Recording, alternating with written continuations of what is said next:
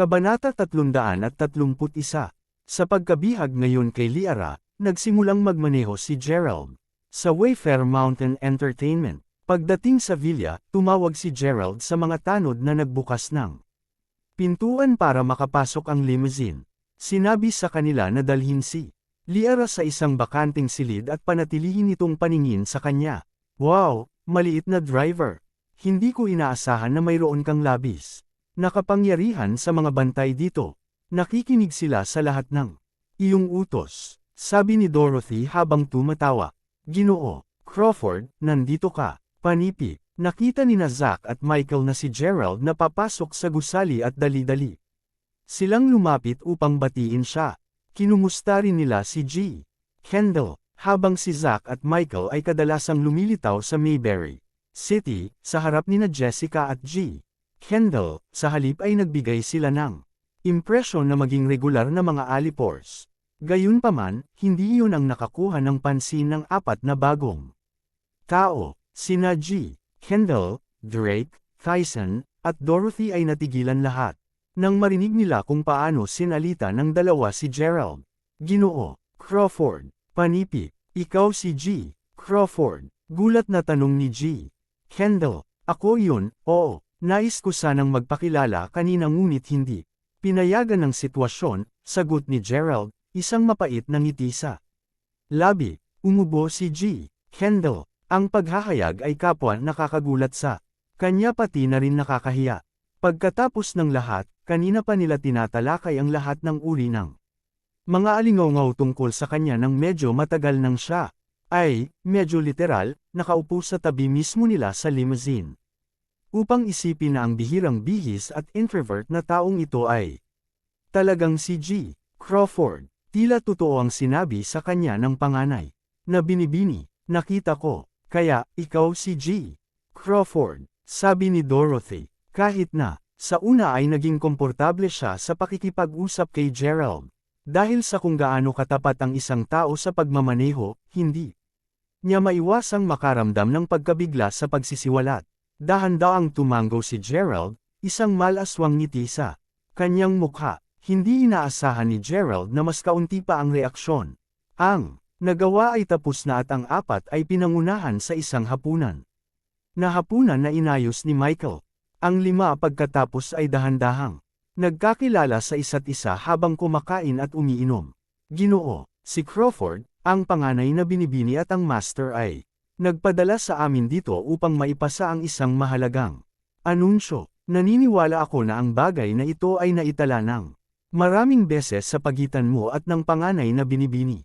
Iginagalang ni G. Kendall ng may paggalang, habang natapos ng panganay na binibini ang kanyang pagtatasa. 6 na taon na ang nakakaraan, ang iyo ay upang opisyal na magsimula ngayon. Nagpasya ang pamilya na magsubasta sa labas ng Mayberry Commercial Street na sa una ay kabilang sa iyo at sa pinakamatandang dalaga. Kapag nakumpleto ang subasta, bibigyan ka ng isang eksklusibong pag-aari sa nasabing assets, kakailanganin mong lumikha ng isang ganap na bagong pangkat na tatakbo sa Mayberry City. Kailangan mo ring kontrolin at paunlarin ito sa iyong sarili din. Panipi, hindi ito bago kay Gerald. Sa kabaligtaran, dati nang sinabi ni Jessica kay Gerald ang tungkol dito, maraming beses. Dahil dito, inihanda niya ang kanyang sarili para sa pagtatasa sa loob ng mahabang panahon ngayon. Ang kanyang nakaraang talakayan upang mag-set up ng dalawang mga proyekto sa ilalim ng kanyang pangalan, ang mga ito bilang Exceptional Live at York North Mountain, ay naaprubahan na.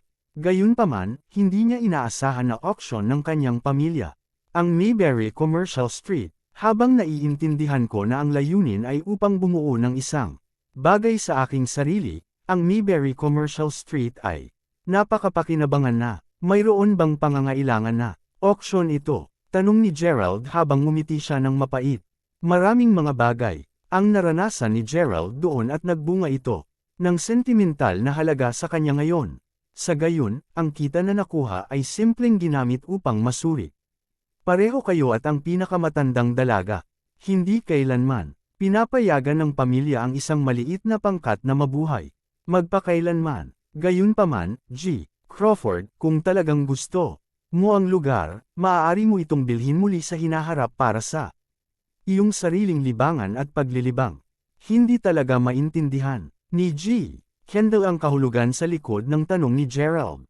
Gayunpaman, natagpuan pa rin ni Gerald ang kanyang sagot mula sa pahayag ni G. Kendall. Habang totoo na ang Mayberry Commercial Street ay kahanga-hanga, kumpara sa iba pang mga industriya na pagmamay-ari ng pamilyang Crawford sa buong mundo, ang kalye ay walang espesyal. Wala siyang magawa kundi payagan ang kanyang pamilya na isubasta ito. Bukod, hindi na rin siya nagkulang ng pera. Ang pagmamay-ari ng Mayberry Commercial Street ay para lamang sa pagmamayabang. Ngayon at hindi niya ginusto ang anumang bahagi nito. Pinag-uusapan kung saan, G. Crawford, isang bahagi ng puwersa ng pagtatanggol ng pamilya Crawford sa Mayberry City ay sasailalim din sa iyo sa hinaharap. Si Drake at Tyson mismo ang magtatrabaho bilang iyong personal na mga tanod, sabi ni G. Kendall. Pagkasabi nun, tumingin siya kay Zack. Agad na nahuli ni Zack ang pinapahiwatig ni G. Kendall, at maingat, na nakuha ang isang maliit na makina na may pulang pindutan dito. Inabot niya ito ng marahan kay Gerald. Si Gerald ay hindi estranghero sa contraption. Bumalik noong si Nigel ay malapit nang patayin siya, pinindot ni Zack ang pindutan upang ipatawag ang 40 hanggang 50 mga helikopter upang mailigtas siya.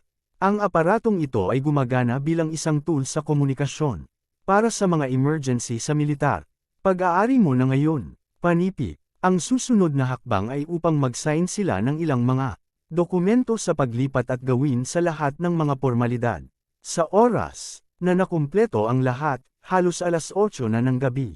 Upang sabihin ang totoo, ngayon lamang napagtanto ni Gerald kung magkano ang impluensya at maabot ng kanyang pamilya ang higit sa Mayberry City. Ito ay nakakagulat, upang sabihin ang kaunti. Kabanata 332. Hindi lamang ang tinaguriang military emergency base ang nag-host ng isang seksyon para sa armadong lakas nito, ngunit ipinagmamalaki din ito ang isa sa pinaka-mahusay na pangkat ng medikal pati na rin ang mga kagawaran ng pagtitipon ng intelihensya. Ito ay tulad ng kung paano ito sa mga pelikula ng aksyon. Si Gerald ay hindi pa nakikipag-ugnay sa alinman sa mga kagawaran na iyon bago. Ang pagbibigay ng access sa military emergency base ay nangangahulugang siya ang mamamahala sa lahat ng ito sa hinaharap. Pinatunayan lamang nito si Gerald na siya ang magiging hinaharap na pinuno. Gabi na nang iniisip niya ito, at si Gerald mismo ay handa nang magretiro para sa gabi. Gayunpaman, bago iyon, bigla niyang naalala na mayroon pa siyang hindi natapos na negosyo. Biro ni Gerald habang naglalakad papunta sa silid. Oh, pag-uugali mo ang sarili mo hindi ba?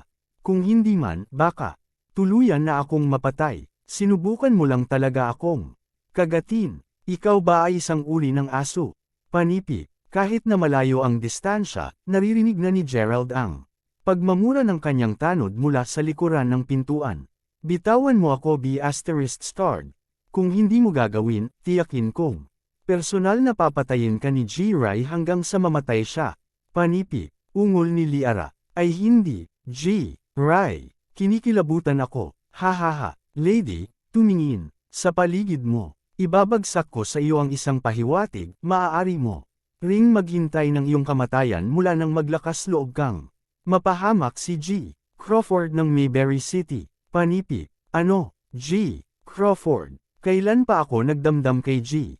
Crawford? Panipi. Nagtatakang tanong ni Liara. Sinusubukan pa ring magpanggap ng kamangmangan. G. Crawfords ang taong nagdala sa iyo dito ngayon. Panipi. Panipi tuldok. Teka, siya si G. Crawford. Sa sandaling iyon, pumasok si Gerald sa silid.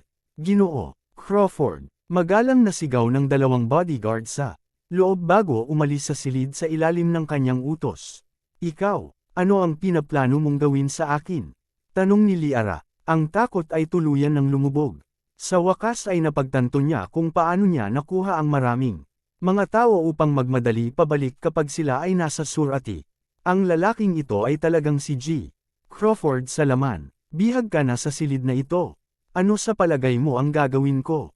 Panipi. Sagot ni Gerald habang nakangiti. Ngunit, G. Crawford, babae ako ni G. Ray, bulyo ni Liara. Nakatali pa rin ang kanyang mga braso at ibinaba ang ulo. Ang pag-unawa sa pagkakaiba ng kapangyarihan sa pagitan ng mga ito ay nakadama sa kanya ng takot at kahihiyan ng sabay. Tama ang mga bodyguard. Si G. Ray ay wala kumpara kay G. Crawford. Siya, para sa isa, ay hindi makakaabot sa tuktok sa pamamagitan ng pagiging babae ni G. Ray. Marahil ay mas mabuti kung siya ay naging babae ni G. Crawford sa halip, kahit nakapwa sila tiyak na nagtamo pa rin ng sama ng loob sa bawat isa. Naniniwala siya na si G. Crawford ay kalaunan mahuhulog, para sa kanyang kagandahan. Wala akong pakialam kaninong babae ka. Hindi ko personal na, maaantig ka sa alinmang paraan. Gayunpaman, dahil narito ka pa rin, kung gayon ginagawa nitong perpektong pagkakataon para sa akin na maisaayos ang marka na ito sa iyo. Wala ka talagang paraan upang mabayaran ako, upang maisaayos mo lamang ang iskor na ito sa iyong katawan. Panipi, ano ang ibig mong sabihin dito? Nang matapos na ang tanong niya, tumalikod si Gerald at dahan-dahang nagsimulang maglakad papunta sa pintuan habang tumatawag, "Hoy, dalhin mo ako ng isang random na taong walang tirahan sa kalye." "Teka, anong plano mo? Bumalik ka rito." "Teka, panipi." Isang takot na si Liara ang patuloy na sumisigaw sa kanya. Paglabas niya ng silid, halata ang hangarin ng kanyang pagtawag sa telepono. Siyempre hindi hahawakan ni Gerald ang isang babaeng kagaya niya. Sa labas ng silid, nagsimulang maglakad si Gerald sa mga pasilyo. Tinatamasa ang kapayapaan ng gabing madilim. Medyo kulang sa kalahating oras ang lumipas nang tumawag si Zack kay Gerald. "Hey, G. Crawford." Takot na takot ang batang babae na isiniwalat niya ang lahat ng nalalaman niya tungkol sa Rai Group.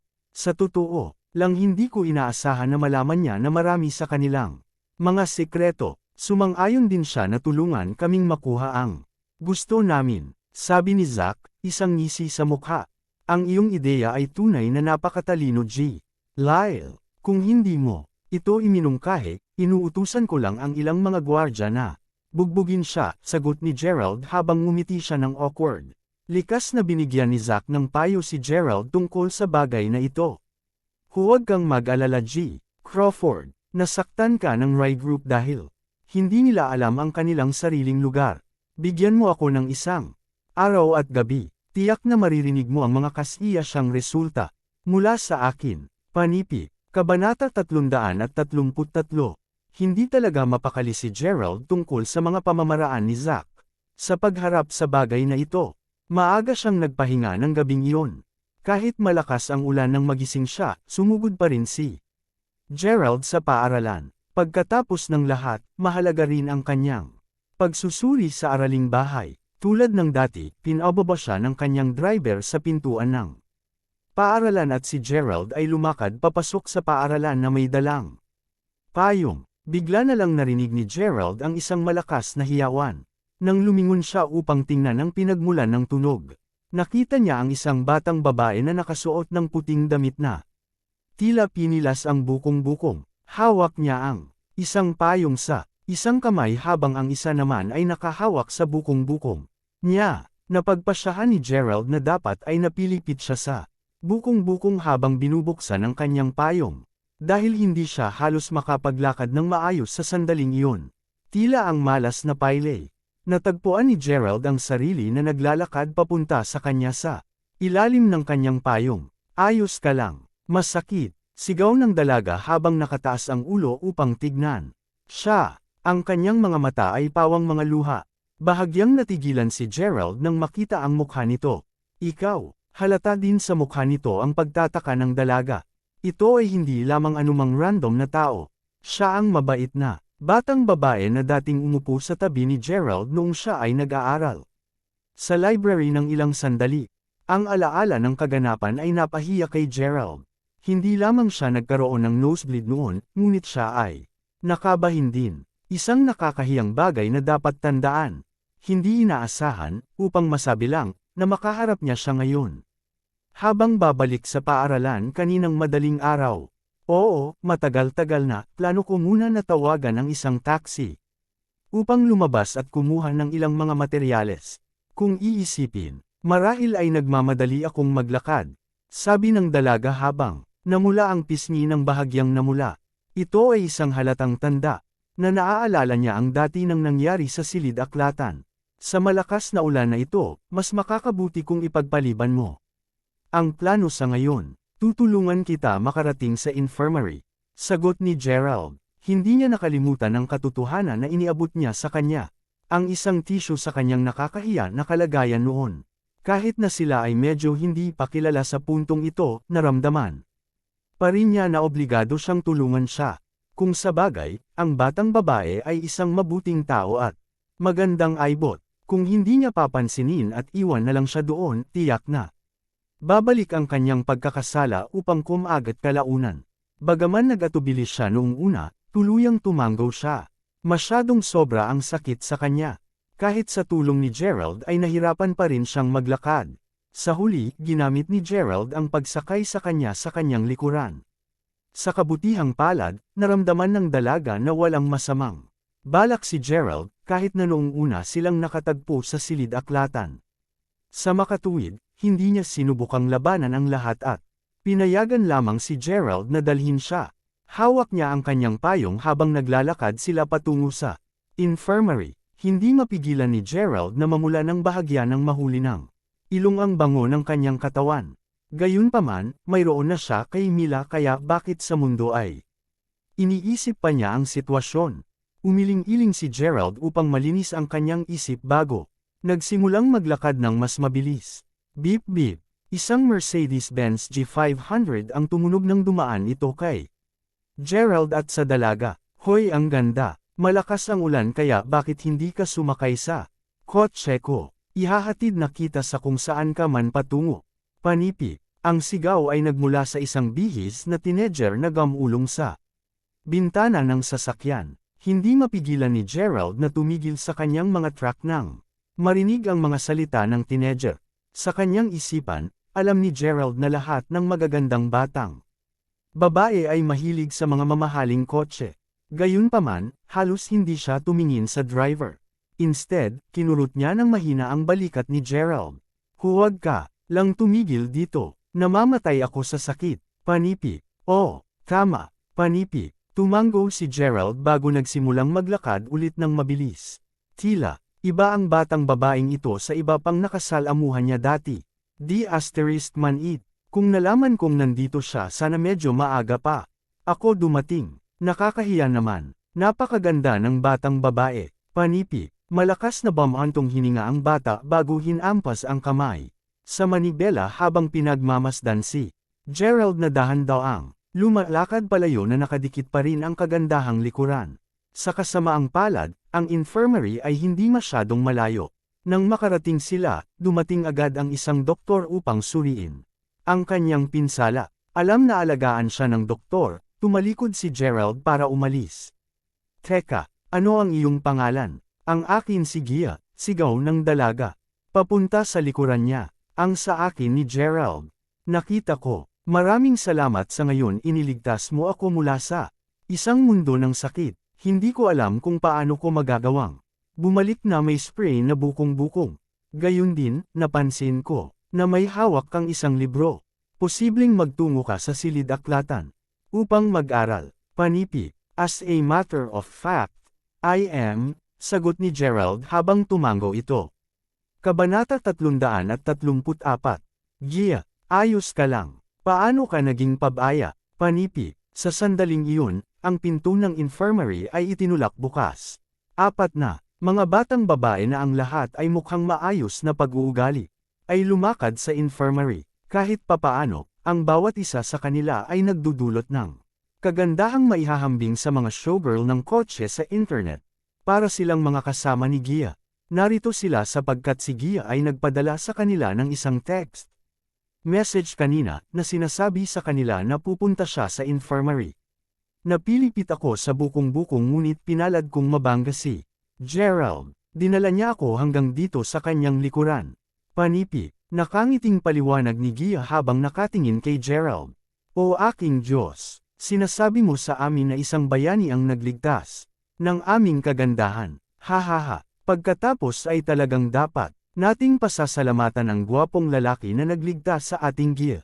Noon, panipik, nagpatuloy ang pakikipagkwentuhan ng mga batang babae sa kanilang sarili bago lumingon kay Gerald. Malinaw na nasasalamin sa kanilang mga mata na nakaramdam sila ng kaunting pagkabigo pagkatapos tumingin sa kanya ng ilang sandali. Ang mga suot na damit ay medyo walang lasa at upang maging prangka, sa unang tingin, si Gerald ay mukhang isang nakakaawa na haltak. Gayunpaman, siya ay mukhang isang disenteng tao na may maganda, may pait na mukha. Para siyang matapat at uturi na tao. Gayunpaman, hindi nila siya kilala ng personal kaya ayaw nilang magtapos sa paghusga sa isang libro sa pamamagitan ng takip nito. Hoy diyan guwapo, kaya ikaw ang nagligtas kay Gie. Panipik, hindi ko sasabihin na naisave ko siya, simpleng tumutulong ako sa kanya. Hindi alam ni Gerald ang gagawin. Nadagdagan ang kanyang kaba. Sa sandaling nakita niya ang lahat ng mga magagandang batang babae. Halatang hindi siya ganito dati. Nakikita ko na pinag-uusapan kung saan, hindi kailanman inutang ni Gia ang sinuman sa anumang mga pabor. Anong sasabihin mo, guwapo? Paano mo gugustuhin na gantihan ka ni Gia? Panipik, patuloy ang pang-aasar ng mga batang babae kay Gerald. Totoo yan. Kaya paano ito, bakit hindi namin hilingin kay Gia na pakasalan ka? Panipik, ang mga batang babae ay humadjekik dito ng magkakasabay. Ang pag-aasawa ay lubos na matindi, bakit hindi mo nalang hilingin kay Gia na magpalipas ng gabi sa iyo? Nakakahiya naman. Panipik, ang mga batang babae ay nagpatuloy sa pag-uusap ng malakas sa kanilang sarili. Hindi talaga kailangan ng anuman sa mga iyon. Tapat na hindi inaasahan ni Gerald na ang mga batang babae na ito ay maging matapang at direkta kung lahat sila ay mukhang mga Diyosa. Nakaramdam siya ng labis na kahihiyan. Bakit ganon? Sa palagay mo ba hindi maganda o karapat-dapat sa iyo si Gie? Ganon ba? Tinanong ang ilan sa mga batang babae habang nagtitipon sa paligid ni Gerald. Hindi. Hindi yun ang ibig kong sabihin. Panipik, kung gayon ano ang ibig mong sabihin Ham? Bakit hindi mo? Ay talye, guwapo. Panipik, habang patuloy ang pang-aasar ng mga kasama niya kay Gerald. Tahimik na nagmamasid si Gia mula sa kanyang sakit. Hindi ito labas sa karaniwan para sa kanyang mga kasama sa silid. Hindi sila eksaktong kilala upang pahintulutan ang mga batang lalaki na maglaro kasama nila. Sa halip, ang bawat solong sa kanila ay may kakayahan ng parehong lokohin at dupong 12-12 ng mga lalaki madali. Nang tignan niya si Gerald, kitang-kita niya na namumula na siya ng matindi matapos bomba ng mga pang-aasar. Hindi mapigilan ni Gia na tumawa sa nakita. Sige mga babae, tigilan mo na ang pang-aasar mo sa kanya. Tami, gusto kong kumain ng ipal. Maaari mo bang balatan ng isa para sa akin? Panipik, sige. Si Tami ay isang matangkad na batang babae at magbabalat na siya ng mansanas bago siya tumigil. Humarap siya saka tumingin ulit kay Gerald bago ngumiti. Hoy guwapo, sabi mo hindi mo sinasadya. Di ba? Maaari ka bang magbalat ng mansanas para kay Gia noon? Panipik, ako. Nagulat si Gerald sa hiling. Siyempre, hindi kita hihilingin sa iyo na gawin ito ng walang gantimpala. Pagkatapos ng pagbabalat nito, papayagan kita na halikan mo ako kahit saan mo gusto. Paano ito para sa isang deal? Panipik, sabi ni Tami habang dahan daw ang lumapit kay Gerald. Ito ang kauna-unahang pagkakataon na nakasalamuhan ni Gerald ang isang matapang na babae. Napakatapang ba talaga niya tulad ni Jack Ellen? Sa paghahambing sa dalawa sa kanyang isipan, si Jack Ellen ay tiyak na isang rookie kumpara sa mga batang babae. Sa bawat 10 pangungusap na sinabi ng mga batang babae, 8 sa mga ito ay maruming pagsasalita. Parehas din silang matapang at prangka kapag nagsalita sila. Matapos ang landi sa kanya ng medyo mas mahaba, si Gerald ay bahagya na napigilan ang sarili. Kapag napil ang mansanas, sinabi nila sa kanya na magbalat ng saging. Pagkatapos nito, sinabi pa sa kanila kay Gerald na padiin ang bracelet sa kamay ni Gia ng kumukulong tubig. Naramdaman ni Gerald ang pagtahimik at talagang ayaw na manatili. Pa sa isang segundo, iyon lang, sa sandaling natapos niya ang pabor na ito, aalis na siya. Saktong hawak niya ang pulse eres na tinanggal lang ni Gia mula sa falso nito, naramdaman ni Gerald na hinayla siya paatros. Isang malakas na kamay ang nagtulak sa kanya palayo kay Gia nang bigla. Nawala ang hawak niya sa pulse eres at nabasag ito sa sandaling. Tumama ito sa sahig. Gia, narinig kong nasugatan ka. Pinag-alala mo ako hanggang sa mamatay. Panipi. Ang nag-aalalang boses ay nagmula sa batang sumugod lang. Kabanata 335. Huwag kang mag-alala Jacob, ayos lang ako, sagot ni Gia sa isang walang malasakit na tono. Ang batang lalaki ay nakadamit na presentable sa isang suit at mukhang gwapo. Bagaman nagbigay si Gia ng isang bahagyang malamig na impression sa kanya, hindi naman nagalit si Jacob. Nako, Gia, nasira ang bracelet mo, bulalas ni Tammy. Tumingin siya sa sahig upang makita kung ano ang naging sanhi ng pagkasira. Nang tunog kanina at nalaman na ito ang pulse eres. Gerald, paano ka naging pabaya? Dahil ba sa hindi ka nasisiyahan? Na narito ang Jacob upang mag-alala tungkol kay Gia. Tanong ng ibang babae. Ang mga salita nito ay nakakuha ng atensyon ni Jacob. Bagaman nagustuhan ng bata si Gia hanggang sa punto ng pag-ibig, si Gia ay hindi interesado kay Jacob. Sa kabila ng pagkakaroon niya ng napakahusay na pinagmulan ng pamilya, wala pa rin siyang nararamdamang para sa kanya. Alam niya kung ano ang gusto niya, at hindi niya iyon gustuhin sa ganoong paraan. Naturally, imposible para sa kanya na magkaroon ng damdamin para kay Gerald dahil lamang sa isang beses niya itong naisave.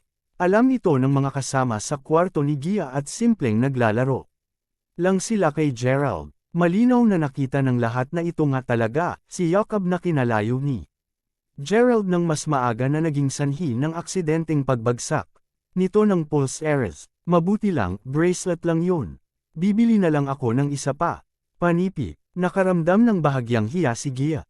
Kung sa bagay, banibiro pa rin ng mga kaibigan niya si Gerald ngayon kahit na siya ang tumulong sa kanya. Jacob, ikaw at si Gerald ang dahilan ng pagkasira ng pulse eres. Pareho kayong magbabayad para rito. Sabi ni Tammy, malinaw na ang mga batang babae ay kinakailangang magsalita ng medyo magalang kay Jacob. Hey, bibili lang ako ng bago nang walang tulong. Paano niya kaya na magbayad para sa kalahati? Panipi, kinutya ni Jacob habang nakatingin kay Gerald, hindi maganda ang malinaw na nasasalamin sa kanyang mga mata. Aba, kung wala nang iba, magpapahinga muna ako. Mangyaring alagaan Gia, sabi ni Gerald. Alam ni Gerald na magpapatuloy siya sa pang-aasar basta manatili siya rito. Ano pa, si Jacob ay nanlilisik ang mga sandang sa kanya. Ayaw talaga ni Gerald na hawakan ito laban sa mga babae. Kung nais talaga niya ang respeto nila, ang kailangan lang niyang gawin ay ang pagmamaneho ng sarili niyang kotse at ay parada ito sa harapan nila. Kung tutusin, nahanap lang siya ng mga tao na masaya siyang asarin dahil inakala nilang lahat na mahirap siya. Nagkataon lamang na nadapa si Gerald kay Gia ngayon, at talagang ayaw niyang makulong sa loob ng sitwasyon. Tungkol naman sa sirang bracelet, iniisip na ito ni Gerald. Dahil ito rin ay bahagyang kasalanan niya, bibili lang siya ng katulad upang mabayaran siya. Pagkatapos ang buong bagay ay malulutas ng payapa.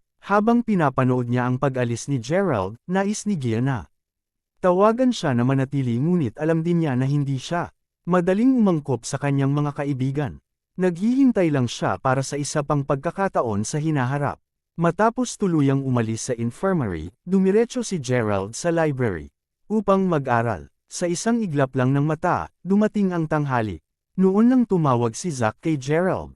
Ang lahat ay naayos na, G. Crawford. Ang Rye Group ay titigil sa pag-iral sa Mayberry City, sabi ni Zack, isang ngiti sa labi. Alam kong maaasahan kita, G.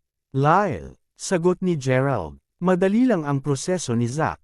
Ang kailangan lang ay kaunting pamimilit. Noong nakaraan, ang parehong mga pamilya ay may pag-iisip ng kanilang sariling mga negosyo upang makagawa ng pera ng mapayapa. Nagkaroon ng mutual committee sa pagitan ng dalawang partido. Gayunpaman, kung ang Rye Group ay magtangkang lumaban sa Pamilyang Crawford, tiyak na wala silang laban sa kanila. Sa pagsasalita tungkol kay G. Crawford, nasuri ko at nalaman na kailangan naming gumamit ng isa sa iyong mga card ng pagkakakilanlan para sa ilan pang mga industriya ng master sa Mayberry City. Kasalukuyan ka bang abala? Kung hindi ka, maraming mga dokumento na kailangang pirmahan. Kung hindi ka makarating, maaari akong pumunta sa kung nasaan ka. Magalang, nasabi ni Zack. Hindi na kailangan iyon. Lalapit ako. Panipi. Halos tapos na rin basahin ni Gerald ang kanyang libro. Iniisip din niyang magtungo sa isang tindahan ng alahas sa Mayberry Commercial Street upang makakuha ng isang bracelet ng jade na katulad ng dating kay Gia, upang matiyak lamang na nabayaran siya ng maayos. Sa ngayon, huminto na ang ulan. Una nang nagmaneho si Gerald sa Wayfair Mountain Entertainment. Kapag natapos na niya ang pag-sign ng mga dokumento, nagtungo siya sa tindahan ng alahas sa Mayberry Commercial Street. Boss, gusto kong bumili ng isang jade bracelet. Panipi. Ito ay tumagal sa kanya ng ilang sandali, ngunit sa wakas ay natagpuan niya ang isang jade bracelet na katulad ni Gia. Mabuti sir, ang jade bracelet na iyon ay gawa sa mahusay na hachon. Jade, napakamahal, sigurado ka bang gusto mo ito? Tanong ng salesgirl, isang propesyonal na ngiti sa kanyang mukha. Kahit na siya ay ngumiti, isang ekspresyon ng paghamak sa kanyang mukha ay bahagyang nakikita pa rin. Ang binata na nauna sa kanya ay hindi bihis man lang. Sa kabila nito, dumating siya upang bumili ng alahas. Ano pa, pinili niya upang bumili ng isang jade bracelet na gawa sa hachon jade. Hinihila ba niya ang paa niya? Gayunpaman, dahil sa profesionalismo, itinago lamang niya ang kanyang saloobin sa kanyang sarili. AY336AY. Walang pakialam si Gerald. Kinuha ang pulse heiress, maingat niyang pinagmasdan ito bago sinabi, balutin mo ito para sa akin. Binibili ko ito. Panipi. Sigurado ka sir, ang mahusay na hachon jade bracelet na ito ay nagkakahalaga ng $7,500. Marahil ay nais mong tumingin sa iba pa. Panipi. Ang ngiti sa kanyang mukha ay nagsisimulang maglaho sa puntong iyon. Gawin mo na lang, bakit ang dami mong tinatanong? Sagot ni Gerald, medyo malamig. Inilagay ng salesgirl ang jack bracelet bago ay sweep ito sa payment machine. Gayunpaman, isang pagkabigo ang transaksyon. Biglang naalala ni Gerald na ang minimum na halaga para sa bawat isa sa kanyang mga transaksyon sa bangko ay dapat na hindi bababa sa $30,000. Hehe, simula kailan ang Trinity Jewelers ay naging isang mababang klase na shop? Maaari bang ang sinumang random na tao ay waltz lamang ngayon? Ano ang magiging karanasan ng aming marangal na customer noon? Panipi. Ang mapanirang boses ay nagmula sa isang mag-asawa na kakapasok lang sa shop at nasaksihan ang kabiguan sa pagbabayad ni Gerald. Ang mag-asawa ay binubuo ng isang babae na nasa 30 taon na at isang mas matandang lalaki na rin ang hitsura. Ang lahat ng mga tao ay ganito, hindi ba? Ang pagyurak sa lahat ng iba pa ay ang kanilang tanging paraan ng pagpapakita kung gaano sila yaman at makapangyarihan. Ngumiti ng paumanhin ang salesgirl sa mag-asawa. Ang kanyang ekspresyon ay naging isang walang pasensya ng muli. Siyang tumingin muli kay Gerald. Hindi lihim na ang Trinity Jewelers ay isang kilalang tindahan sa Mayberry City. Noong nakaraan, hindi bihira para sa mga mapagpanggap na tao na pumasok sa tindahan upang kunan lamang ng larawan ng kanilang mga sarili na may hawak na alahas. Naging masyadong karaniwan ito, sa totoo lang. Sa paningin niya, hindi naiiba si Gerald sa kanila. Sir, kung hindi mo bibilhin ito, mangyaring umalis ka na. Hindi mo ba nakikita na ang ibang mga customer ay naghihintay na bumili ng kung ano? Sabi ng salesgirl na may maliit na bahid ng pangutya sa boses niya. Sinong nagsabing hindi ko ito binibili? Napakalayo lamang ng mura. Pipili lang ako ng mas mamahaling item. Panipi. Sinabi ito ni Gerald, sinusubukang isave ang kanyang sariling mukha. Nag-lock arm ang babae sa kanyang kapareha at ninisyan si Gerald. Mga bata sa panahon ngayon, maaari silang maging walang kabuluhan. Panipi. Totoo. Kung nagkaroon ako ng ganoong anak na lalaki, babaliin ko lang ang mga binti niya. Panipi, bibili ako ng isang ito. Balot mo para sa akin. Panipi, nagpanggap si Gerald na hindi naririnig ang mga komento ng mag-asawa, at simpleng itinuro ang isa pang bracelet na jade sa gitna ng glass display case. Hehe, ito ay isang sikat na bracelet ng jade na ginawa mismo ng nangungunang Panginoon. Ang presyo sa merkado para sa bracelet na ito ay $32,000. Sigurado ka bang nais mong makuha ito? Panipi, ang tono ng salesgirl ay malamig at ang kanyang boses ay malapit. Sa isang panunuya sa puntong ito, hindi lang ito, bumibili ako pareho, sagot ni Gerald. Path, iyon ay halos $40,000. Iniisip talaga ng batang, utol na kayang-kaya niya iyon. Ha, sabi ng lalaki habang tumatawa. Habang ginagawa niya ito, nagpatuloy ang swak ng salesgirl upang ay swipe ang bank card ni Gerald sa payment machine. Dahil ang nakalulungkot na haltak na ito ay napatigas ng ulo, ang salesgirl ay nagsisimula ring mawala ng init ng ulo. Ang plano niya ay mapahiya pa si Gerald sa pamamagitan ng pagpapakita sa mag-asawa na nabigo ang transaksyon. Hindi talaga alam ng taong ito kung ano ang mabuti para sa kanyang sarili, malamig na sabi ng babae habang nakatingin kay Gerald. Ito ay sa sandaling iyon nang lumaki ang mata ng mag-asawa at ang salesgirl sa gulat. Matapos niyang maki ang kanyang password, ipinakita ng machine ng pagbabayad na matagumpay ang transaksyon. Ano, lahat silang tatlo ay natigilan sa pagsasalita. Hindi masyadong nagtagal, nagsimulang mag-apoy ang kanilang mga mukha sa kahihiyan. Ang pawang ito ay talagang isang mayaman. Ipak ang 2 bracelet para sa akin, at tiyaking walang kahit isang kulubot sa bag o pupunta ako para sa iyong ulo. Humabol si Gerald. Kaagad sir, sabi ng salesgirl habang mabilis siyang yumuko. Sanay na si Gerald sa ganoong eksena. Mas madalas kaysa sa hindi. Ito ay magiging ganito. Ang pagiging magalang sa iba ay magpapalakas lamang ng kanilang pagmamataas. Bibigyan ka lamang ng respeto kung mayroon kang ganitong uri ng pag-uugali. Mangyaring maghintay muna sa lugar ng pahinga, Ginoo. Sinabi ng salesgirl habang sinisimulan niyang maingat na ay impake ang mga binili. Sumunod si Gerald at napaisip sa sarili sabay upo. Ang pulse heiress na orihinal na nais niyang bilhin ay ibibigay kay Gia bilang kabayaran, samantalang ang mas mahal ay pupunta kay Mila. Nang muli silang makilala, tila isang magandang plano sa kanya. Mangyaring bigyan ako ng isa pang pagkakataon, Sharon. Mahal, talaga kita. Haha, mahal mo ko diba? Saka pumasok ka dito at bilhan mo ako ng isang piraso ng alahas. Panipi, hehe, huwag kang mag-alala, hindi kita ihahambing kay Hayward. Bibili mo lang ako ng mura. Kung namamahala ka upang bumili sa akin ng isang solong piraso ng alahas mula sa shop na ito. Pagkatapos ay mananatili ako sa iyo, paano ang tunog?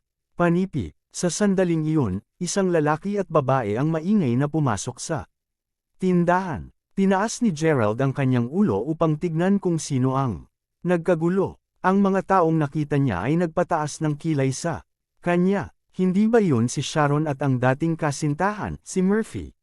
Kabanata 337. Si Gerald ay nanatili sa VIP waiting area habang pinagmamasdan ang patuloy na pagtatalo ng dalawa, isang bangayan na tila nalalapit na, sa narinig, kayang ihatid ni Gerald ang dahilan ng kanilang pagtatalo. Mahalaga, nakipaghiwalay si Sharon kay Murphy nang hindi siya binibigyan ng tamang paliwanag. Ang tanging dahilan lamang niya ay nais niya ng kaunting oras sa kanyang sarili. Ito ay napaka nakapagpapaalala ng oras na makipaghiwalay sa kanya. Si Xavier F***, sinabi din niya ang eksaktong bagay din sa kanya, na nais niya ng kaunting oras na mag-isa. Talagang hindi na niya dapat iniisip ang tungkol sa kanya. Umiling siya, ibinaling niya muli ang kanyang pagtuon sa pagtatalo ng duo. Ang natitirang kwento ay medyo prangka. Si Murphy ay hindi kumbinsido sa kanyang palusot mula pa sa simula. Maya-maya ay nalaman niya na si Sharon ay napakalapit sa isang mayamang mana. Ano pa, sinabi din sa kanya ng kaibigan ni Sharon na si Sharon ay aktibong tinugis ang nasabing tagapagmana. Dahil doon, nagkasalungatan ngayon si Murphy para kay Sharon. Sa isang banda, mahal pa rin siya nito.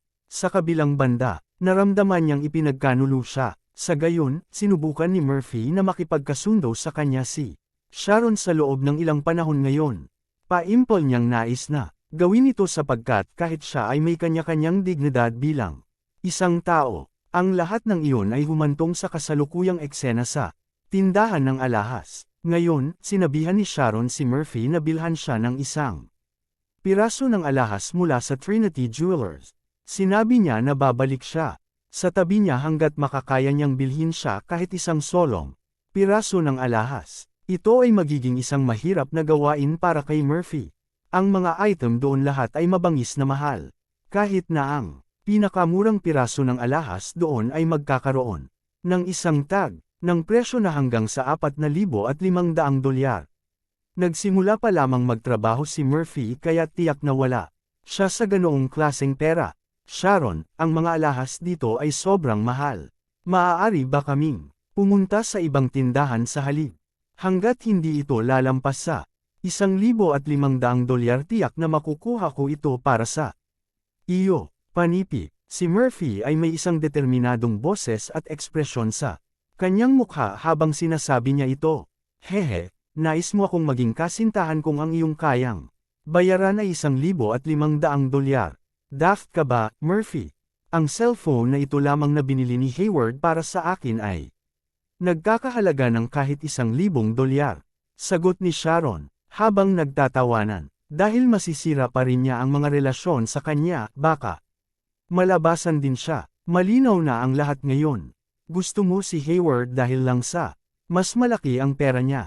Kahit na namamahala ako upang bumili ka ng isang piraso ng alahas sa shop na ito, tatanggi ka pa rin lumabas. Iyan ang malinaw na katotohanan, hindi ba Sharon? Panipi, sinabi ni Murphy, namumula ang kanyang mukha sa galit. Oh, Murphy, to be honest, ayoko talagang saktan ka ng ganon. Ganon ka Jose ang pagtrato mo sa akin sa nakaraan. Kaya't, maging isang mabuting batang lalaki at tumakbo kasama. Tumigil ka sa pag-abala sa akin ng maayos. At upang may tama ang mga bagay, talagang mahal ko si Hayward. Hindi mo pa nagawang iparamdam sa akin ang nararamdaman niya. Mula sa nag-iisa lamang, naniniwala ako na imposible talaga na magkasama tayo. Kaya't bakit hindi na lamang ibagsak ang pakikipag-usap para sa mabuti? Marahil ay maaari pa rin tayong maging magkaibigan sa hinaharap. Ikaw ay isang natitirang tao at sigurado akong makakahanap ka ng isang mas mahusay na batang babae kaysa sa akin, sagot ni Sharon sa isang biglaang, seryosong tono. Sobra ka talaga, Sharon. Palagi kitang ginagamot ng mabuti at handa akong gumawa ng kahit ano para sa iyo. Ngunit ngayon, nakikipaghiwalay ka lang sa akin nang hindi mo na isinasaalang-alang ang aking nararamdaman. Napakalinaw na ng lahat ngayon. Nakatulog ka na rin sa kanya, di ba? Panipi, ang pagpapahalaga sa sarili ni Murphy ay natapakan ng sapat. Dugo ang kanyang mga mata at tapos na siyang maglaro ng maganda. Ang tunog ng sampal ay umalangaw sa shop. Ang instant na sagot sa kanya ni Sharon ay isang mahigpit na sampal sa mukha. Baliw ka. Ikaw ay ganap na F***sting baliw. Sigaw ni Sharon. Naririnig ang isa pang sampal. Ngunit sa pagkakataong ito, hindi si Sharon ang gumawa ng sampal. Gumanti si Murphy at sinampal ang kanyang likod sa galit. Nakahiga. Ngayon si Sharon sa lupa, natigilan sa lakas ng sampal nito. Sa puntong ito, maraming mga pedestrian ang natipon na sa paligid ng eksena upang manood. Tatapusin ko lang ang sarili ko kasama ka. Ako, bubugbugin kita, hanggang sa mamatay ka agad. Ibalik ang lahat ng perang ginastos ko sa iyo, sigaw ni Murphy habang nagpatuloy sa pagsuntok at pagsipa sa kanya. Ang lalaki ay tila nabaliw. Sa una, ayaw ni Gerald na makisali sa bagay na ito. Siya ay dating nasa isang hindi siguradong relasyon kay Sharon at halos sila ay maging mag-asawa. 3 taon na ang nakalilipas mula noon, at alam ni Gerald na siguradong minamaliit siya ngayon ni Sharon. Bumalik sa kasalukuyan, naisip ni Gerald na magtatapos lang sila ng pagtatalo sa ilang sandali. Ito ay naging sobrang pisikal para sa kanya, na huwag na lang pansinin. Kung hindi siya umapak ngayon, tiyak na babalik ang kanyang pagkakasala upang kagatin siya sa paglaon. Dagdag pa, may isang oras na siya ay may malakas na damdamin para sa kanya sa nakaraan. Pagkatapos ng lahat, kung iisipin, ang sanhi ng kanilang paghihiwalay ay hindi direktang nauugnay din sa kanya. Umiling si Gerald bago lumakad upang tumulong na paghiwalayin silang dalawa. Sa oras na iyon, maraming malalaking boss na dumating upang bumili ng alahas ang nagsisikap na itigil ang laban. Kabanata 338. O sige, sapat na iyan, binata. Wala kang mapapatunayan sa pamamagitan ng pagpindot sa isang babae. Kung talagang nais mong patunayan ang iyong halaga, magsumikap ka upang magsisi. Siya naiwan ka sa hinaharap. Saway sa isang bihis, may edad na lalaki na mukhang marangal at marangal. Sa puntong ito, medyo huminahon na si Murphy. Napabuntong, hininga na lamang siya ng mahigpit na nakakuyong ng mga kamao. Tama iyan. Kung nais mong ipakita ang iyong halaga pagkatapos ay gumawa ng isang bagay sa iyong sarili. Sa palagay ko imposible iyon. Kahit na dahil ikaw ay isang baliw. How dare you hit me today? Tapos ka na. Sigaw ni Sharon na nakalatag pa rin sa lupa, hingal na. Hingal, dapat mas mababa ang pagsasalita mo sa iyong sarili. Batang babae, dapat mong ihinto ang pakikipag-date sa mga mayayamang lalaki. Lamang, ang mga mayayaman ay pabago-bago. Kung nais mong makipaghiwalay, linawin muna ang mga bagay sa iyong kapareha. Walang point na magsabi ng iba pa upang mag-trigger lamang ng mga emosyonal na tugon mula sa kanila, saway sa parehong lalaki. Kay Sharon sa oras na ito, tumahimik si Sharon at simpleng tinakpan ang mukha ng mga kamay habang umiiyak. Hindi na talaga siya nakapagbalikan dahil ang nasa katanghaliang lalaki ay talagang isang malaking amo. Ayos ka lang ba, Sharon? Hindi sigurado si Gerald kung ano ang gagawin kaya't sinubukan niya lamang nasimulan ng isang pag-uusap sa kanya sa sandaling lumakad siya. Nagulat na napatingin si Sharon kay Gerald. Hindi niya inaasahan na nandito rin siya. Tama ang sinabi ng Ginoo doon. Ang mga hindi pagkakaunawaan ay maaaring palaging malinis ng mapayapa hanggat ang parehong partido ay mananatiling kalmado. Sa narinig, pareho, kayong mukhang may magandang relasyon sa nakaraan. Ang kapalaran ay nagbabago ng mga bagay kaya talagang hindi na kailangang tretuhin ang bawat isa tulad ng mga kaaway ngayon. Panipi, ikaw, wala ito sa iyong negosyo. Sa tingin mo ba talaga na sapat kang karapat-dapat na turuan ako? Tinapon ka din. Nakakaawa ka tulad ni Murphy, mayroon ka talagang lakas ng loob upang subukang turuan ako. Panipi, maganda lang ang intensyon ni Gerald sa kanyang sinabi. Gayunpaman, sa kabila ng pagsasabi ng halos magkatulad na mga bagay tulad ng nasa katanghaliang lalaki, ang reaksyon ni Sharon ay ganap na naiiba. Si Sharon ay labis na nag-aalala sa puntong ito, katulad ng isang bar aisles ng Pulbury na kung saan ay naiilawan lamang. Sa kanyang isipan, iniisip niya kung paano siya magiging maayos sa sinumang mula sa anumang lugar sa mundo na nagtuturo sa kanya. Ngunit isang taong tulad ni Gerald, hindi na siya magiging karapat-dapat. Hindi ba't bumili lang siya ng dalawang high-end na mga cellphone? Bakit ba siya nagpakitang gilas dito? Ang kanyang galit ay lalong nag-init nang maisip niya kung paano. Hindi lamang siya napahiya sa publiko, ngunit nasaksihan din ni Gerald habang siya ay binubugbog. Nagkaroon pa siya ng katapangan na ituro at sawayin siya. Hindi siya naglakas loob na pukawin si Murphy sa takot na baka magsimula siyang kumilos muli bilang isang baliw.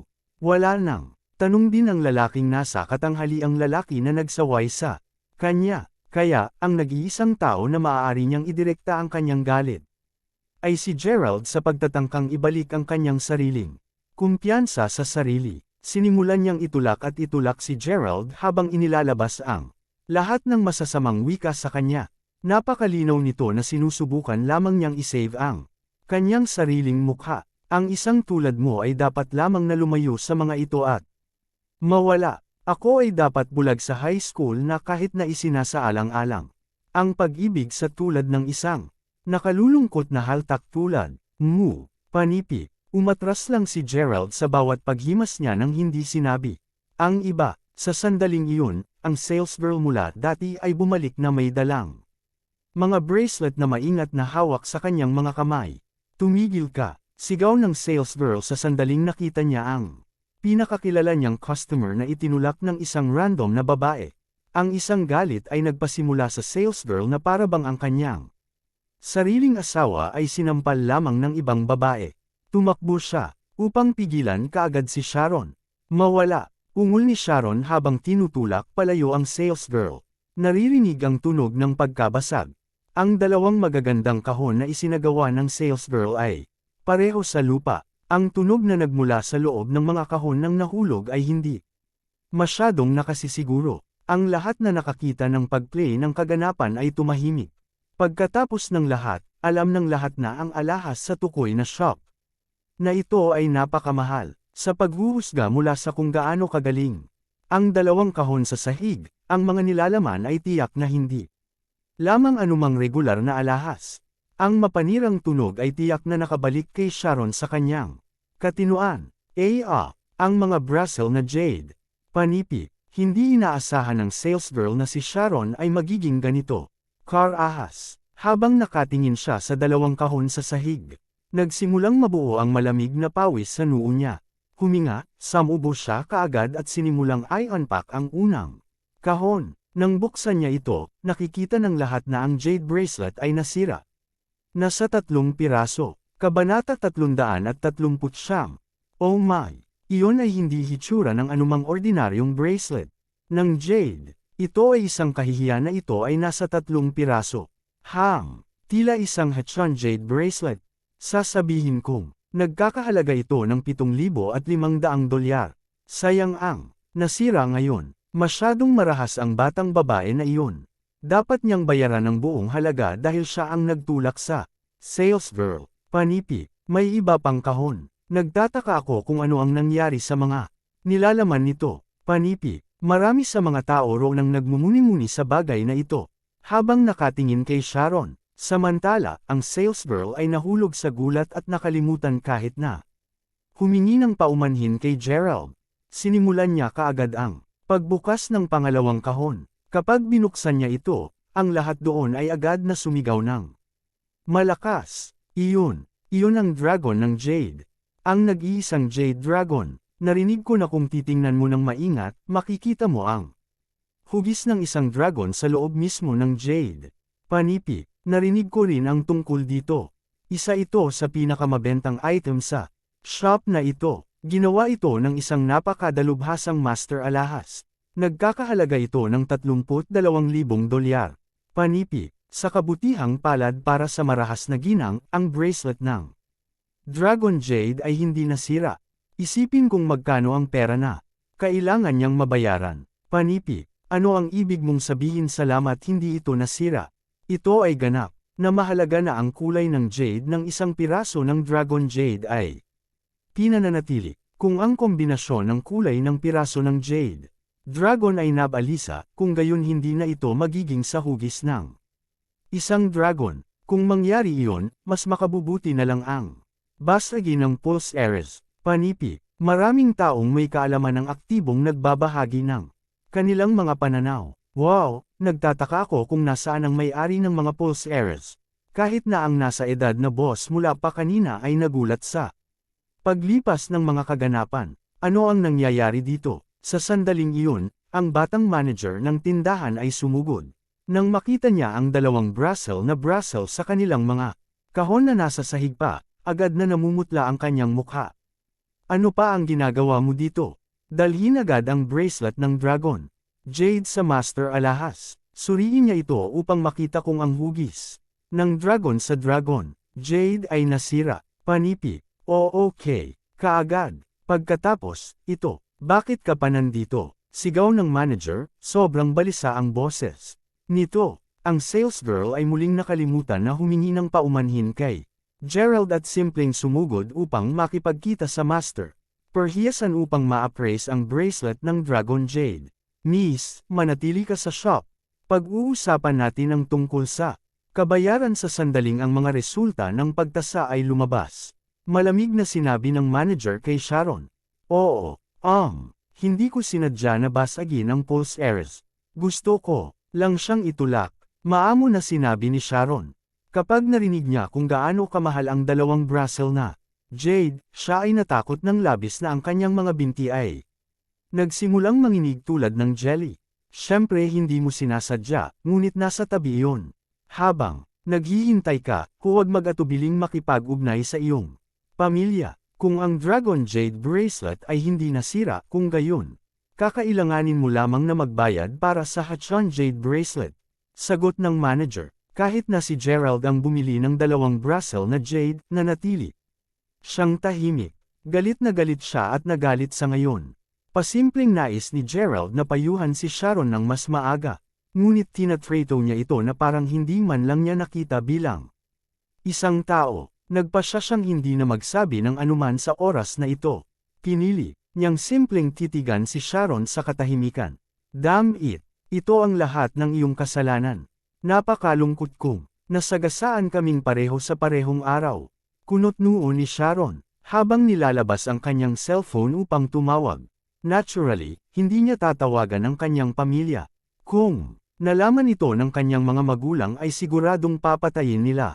Ito, ang tanging taong naiisip niya ay sina Hayward at Lillian. Sa sandaling nakipag-ugnay na siya sa kanila, ang tanging bagay lamang na magagawa niya ay maghintay para sa mga resulta ng pagsusuri. Mahigpit na kinuyam ni Sharon ang mga kamao habang nakatingin sa parehong Gerald at Murphy. Siya ay may isang nagbabantang hitsura sa kanyang mukha na parang sinasabi niya sa kanila na haharapin nila ang kanilang parusa. Maaga o huli, sandaling dumating sina Hayward at Lillian. Sa sandaling ang buong kwento ay ipinaliwanag kay Hayward, siya ay nagalit. Lumitaw siya na pinakagalit sa katotohanan na si Sharon ay binugbog. Sino ang gumawa nito sa iyo? Tanong ni Hayward. Murphy, sigaw ni Sharon. Kahit na hindi talaga nakakasama ng maayos si Hayward kay Sharon, nanatili pa rin siya sa isang hindi siguradong relasyon kina Sharon at Lillian. Habang ang mga tinaguriang karibal sa pag-ibig ay nagkikita ng harapan, parehas din silang napuno ng puot. Agad na kinuha ni Hayward ang isang vase na malapit sa kanya at binasag ito sa ulo ni Murphy. Ang basag ng baso ay narinig at sa hindi oras, lahat ng dugo ay dumadaloy mula sa ulo ni Murphy. Sa umpisa ay nabigla si Murphy nang tahimik ng sirang bracelet na jade. Hindi niya inaasahan ng Hayward smashing ang vase ng direkta sa kanyang ulo tulad nito. Dahil sa kanyang kakulangan sa paghahanda, ang nagawa niya lang ay manatiling nabalot sa lupa. Ang kanyang dugo ay bumubuo ng isang maliit na lababo sa sahig. How dare you mess with me? Papatayin kita. Kabanata 340. Sa kabutihang palad, pinigilan ng manager ang Hayward bago niya ipagpatuloy ang pag-atake kay Murphy. Ang ilang mga mabubuting tao ay tinulungan si Murphy na tumayo bago tumawag para sa isang ambulansya. F***sick. Bakit nandito ka rin, Gerald? Panipi. Sa wakas ay nakita ni Lillian si Gerald na nakatayo sa gilid. Huwag mo nang banggitin ang kanyang pangalan. Kung hindi dahil sa nakalulungkot na jerk na iyon ay hindi ko masira ang 7,000 at $500 na Hachon Jade Bracelet at ang 32,000 $2,000 na Dragon Jade Bracelet. Sagot ni Sharon, na may aswang na naiinis sa mukha. Halika ulit, higit sa $30,000. Panipi, napatulala si Harvey. Sa pamamagitan ng telepono, sinabi lamang ni Sharon na nakasalamuha siya sa isang aksidente sa Trinity Jewelers Shop. Hindi niya nabanggit ang anuman tungkol sa kabayaran o labis na gastos.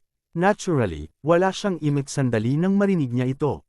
Ganon din kay Lillian. Dahil sa kanyang kaba, sinimulang sawayin ni Lillian si Gerald. So paano kung nabugbog si Sharon? Ano ang gagawin sa iyo? Sa palagay mo ba kailangan mong humakbang upang matigil ang away? Sino sa tingin mo kahit sino ka? Di asterisk man ito. Kaya ano ang gagawin mo tungkol dito? Hindi mo ba babayaran ang bayad? Panipi, itinuro ni Lillian si Gerald habang patuloy ito sa pagmumura sa kanya. Hindi ako makapaniwala na sa palagay mo napakahusay mo dahil lang sa bumili ka ng 2 cellphone. Nakasusuklam. O Lillian, iwan mo na lang siya B. Hayward, maaari ba kayong pareho na tulungan akong malaman kung ano ang dapat kong gawin upang mapalakam ng gayong pera?